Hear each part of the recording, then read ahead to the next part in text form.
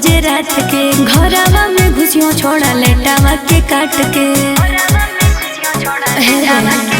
और मिले जब वही हो छोड़ा 12 बजे रात के घरवा में घुसियो छोड़ा लेटावा के काट के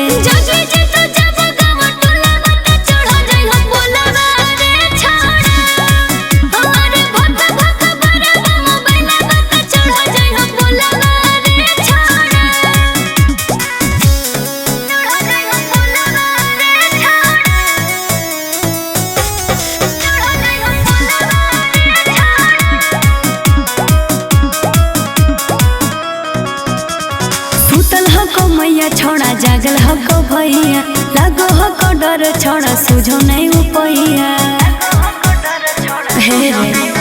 और सुतल हको मैया छोड़ा जागल हको भैया लगो हको डर छोड़ा सुझो नहीं उपैया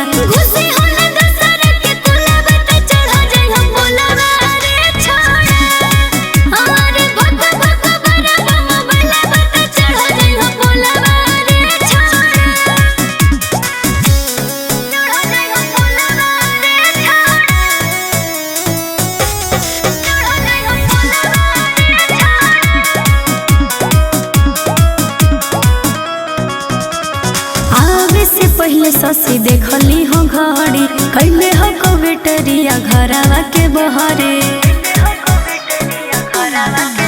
अरे